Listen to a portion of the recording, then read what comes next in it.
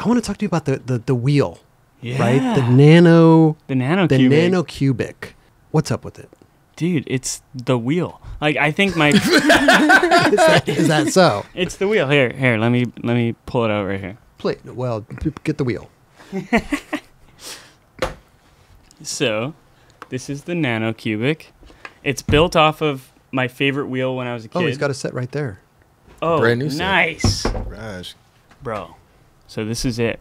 Man, is this like an MBD in skateboarding? Like, I don't understand why has anybody made a wheel that the bearings push back a little bit? So it was the standard until It wasn't. it wasn't. I think Steve Okay. I think Steve Rocco invented, I could be wrong on who invented it, but I think Steve Rocco introduced the symmetrical wheel. Mm-hmm. And then it flipped easier for flip tricks, and then everyone went like such tiny wheels. And then when the wheels started growing again, nobody was really messing with asymmetrical wheels. Mm-hmm. But everything before that was like this. So this is actually built off of the Mini Cubic, which is a huge wheel, but it was small when it was released. So this is the Nano Cubic. And is it so you could do coconut wheelies like this or what? Yeah, the coconut wheelie is the most prevalent visually. Like, you understand the difference between this wheel and another wheel. Sure. Right. Anybody listening, the bearing is set into the wheel, right? It's not your bolt isn't going to get stripped. Right. So the outside of the wheel sticks over the bolt, Right. and the inside is as close to the bearing as possible. So you actually open up your truck wider. So it's the same thing as getting a wider truck, almost. Do you think that's all wheels should be made like that? So I was just thinking about this recently. Like, I think the best sales pitch for this wheel is trying to pitch a regular wheel in comparison. Like, if this was the standard, I'd be like, check out this new wheel. It exposes your axle. So, like, every time the side of your board hits the ground, your axle gets messed up, and then it's, like, hard to unscrew your thing. And it, like, digs in over your truck, so you lose some of the truck grinding space. And it's symmetrical so that when it cones, you can flip it. That's kind of, like, the only positive. Yeah. Right? That's what I said, 'cause you can't flip this one. You can't flip it. Yeah. You can't. You can't flip this one. You could. I mean, it's not gonna. It doesn't seem like it's gonna. It would rub ride against right. the hanger. Well, you could flip it for sure, but the wheel would end like here and stick it wouldn't be into a good like idea. there. Well, maybe somebody wants a shorter. In which case it would totally work. If you want a shorter hanger for some reason. Sales pitch. Sell it to me. So most wheels have the same shape on either side. They're symmetrical, which means if you get a lock-in wheel, you're also getting a lock-out wheel. And if you get like a nice rounded wheel to get into tricks, it's not going to lock you into stuff.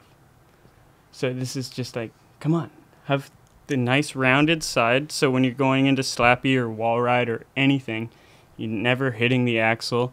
You have it's like a little ramp there and just kind of Glad you're right into that. glides you right in. And then once you're on, you're locked on. Yeah, because it is kind of an edge to it. Yeah, it's got a lock-in. inside. It's got a lock-in edge on the inside, Uh-huh. and then just like the least lock-in possible on the outside. I remember when the wheels were like that for sure, and then yeah, like you said, all of a sudden they were gone. Yeah, then they were just gone. Well, because they were bigger, right? Yeah. So then when they slimmed down, there was no room for that.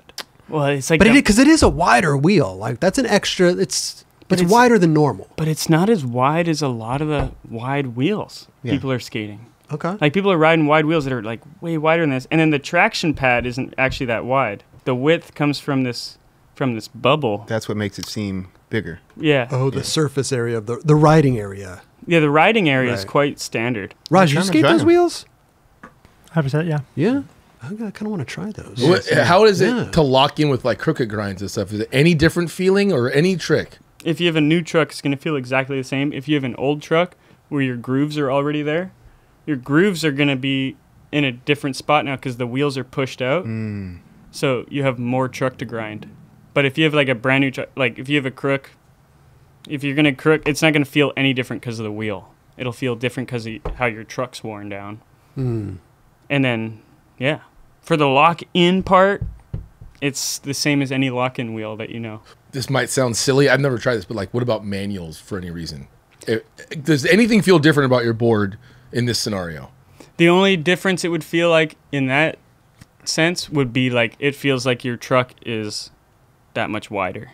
So it's only positive. Couple millimeters. What I've only heard so far is only positive things about this. Yeah, there's really no real downside unless you want to get like 48 millimeter tiny wheels so that they're more aerodynamic for flipping, and that's like your only focus. But like if you ride 52 millimeter wheels, it's not going to affect your flips that much. Like, Is that the only size that you have currently with these? we got 52, 54, 56, 58, and 60s. Okay, so we got options. The And 52 is probably the lowest you could probably get with this type of technology, right? well, that's the lowest we tried to get. Okay. Mm. And then they're available in 97A, which is like the dream to have a 97A wheel that slides like a 99.